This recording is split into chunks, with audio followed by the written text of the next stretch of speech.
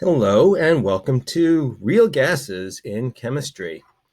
So up until now, we've been assuming that gases are ideal gases, which obey all of the laws of the ideal gas law and follow all the assumptions of kinetic molecular theory. But we did mention that there are two assumptions of kinetic molecular theory, which are not always valid. And so we're going to explore that a little bit today. So the first one, two assumptions, kinetic molecular theory. The first assumption was that gas particles are pointless, point masses and spherical. But in reality, real gases have a volume and shape. And this volume and shape makes them less than ideal. So a real gas, what we really are saying is that the particle volume is not zero. So what happens as gas particles can't get closer to each other, they can't occupy any space that's desired. On the left, if we look at a low pressure situation, it's something like this, where if you want to think of this like a pool table, the pool table would have two pool balls on it. This is low pressure because there's not a lot of particles, and these particles can move around, and they basically can be anywhere in that box that you want them to be. They don't interfere with each other, and this makes it an ideal situation. However, if we go to a high pressure situation now, in a high pressure in the same box, the way we're going to get to high pressure is with more pool balls. So more pool balls. Let's throw a whole bunch of pool balls onto the table. Now you can see that the pool balls are going to start getting in each other's way. So one of them bounces, and those look like little E's. Sorry about that, those little balls. They take space that other molecules aren't allowed to occupy, so they interfere with each other. Also, as we talk about below, there's some attractive forces, and they can start to stick together. So as they get closer to each other, they start to stick together because the particles are sticky in a way, and we'll talk about that in a moment. So both of these make it so that the gases are not ideal. And the gas molecules start to stick together and they start to bounce into each other. And both of those make it so that the assumptions that we thought about kinetic molecular theory are not true.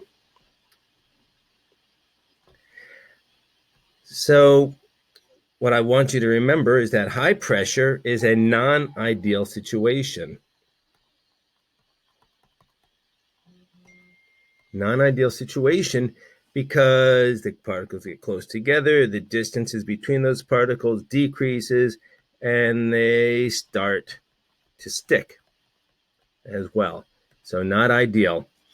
Low pressure, low with no E on there, low pressure is ideal. What is that going to do for you? The gas particles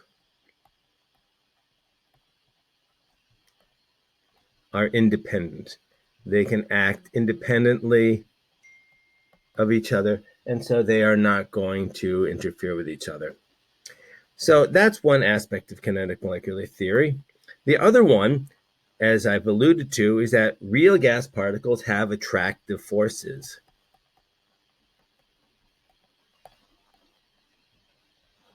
Between them. Now, we haven't talked about these directly, and we will get to them into the next unit where we talk about the actual source of and strengths of these attractive forces. But for now, we can see that gas particles can have attractive forces, and I'll jump to that right now, if they're polar molecules, because the polar molecules have pluses and minuses, and those plus and minus ends can attract each other. Now, the ideal behavior happens when we have enough kinetic energy to overcome the attractive forces. Again, getting to our pool balls, think of these attractive forces as being like little stickiness, like cover your pool ball with a little sticky tack or something. Okay, so both of these pool balls have a little bit of stickiness on them. And if this one particle is coming at the other particle really fast, the faster you go, the more likely you are that the second particle will bounce off and not stick to the first particle. So higher speed is the same as higher kinetic energy. So high speed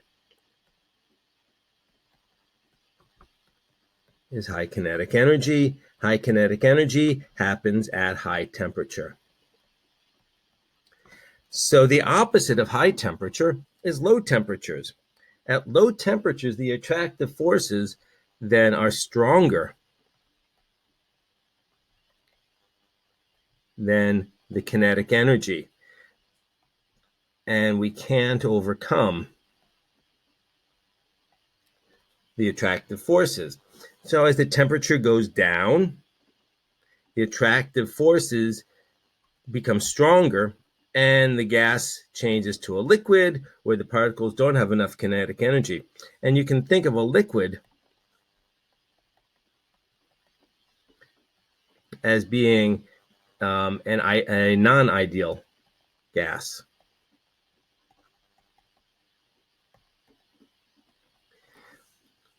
So let's look at both regions. At high kinetic energy, we have high speed. So the particles have high speed. We have higher temperature. Remember, temperature measures the average kinetic energy. And so the particles can overcome the attractive forces. So this is an ideal situation. At low kinetic energy, we have low speeds, low temperature, and there's not enough energy.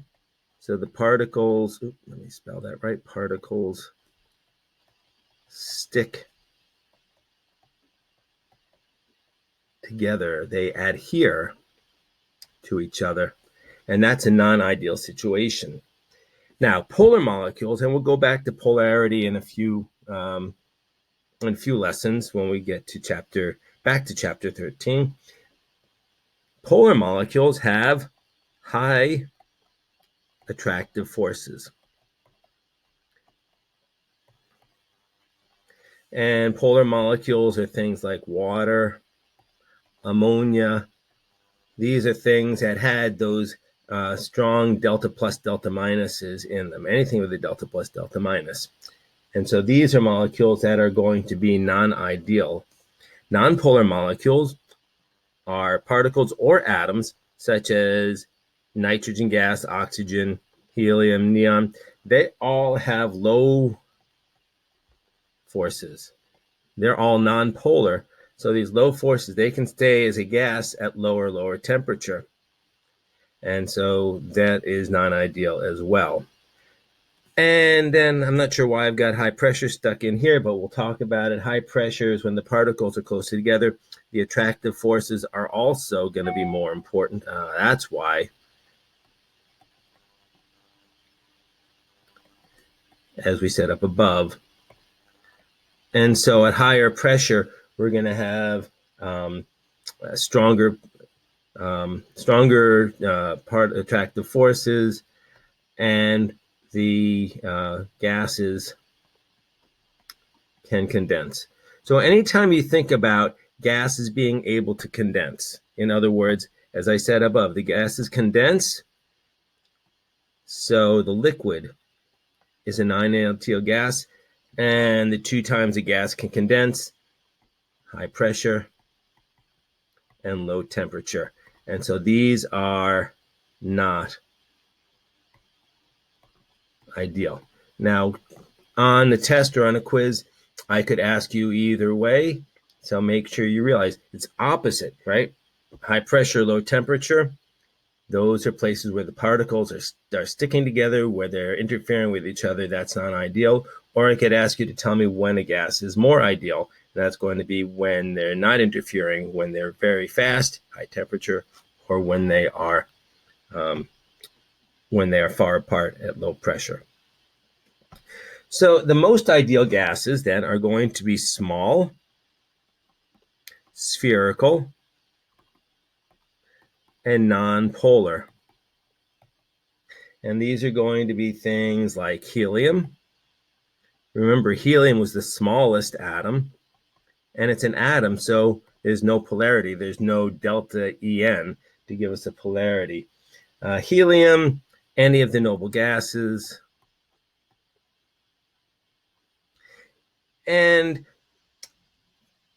basically anything, any gas at room temperature is going to be more ideal. The least ideal gases are going to be things that are large, non-spherical, so they've got some sort of a shape, generally a pretty big shape, and polar molecules. And so things like water, high boiling point, this is going to give us, I've actually got these backwards, where the water should be over here. Now, water is a real gas, and water is a gas in certain temperatures, but you have to get to very high temperature. It's a large molecule, and it's non-spherical. Remember, it's bent. It has high attractive forces. We'll talk about those. It's a polar molecule. We know that. And at basically at room temperature, the kinetic energy is too low, so the particles stick together and they make a gas. Nitrogen. Now, nitrogen does have a small shape to it, but it's more of an ideal gas.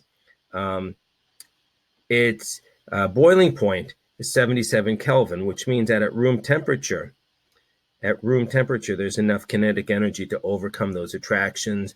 And even as we get very, very, very cold, there's still enough energy to overcome those attractions, even going all the way down to 77 Kelvin. What's that? Minus 190 something, 196 degrees Celsius. So almost in minus 200 degrees Celsius. All right. So this is a look at what a real gas, what makes a real gas and how real gases behave. You have homework assignment to complete on this, and I will see you next time in class.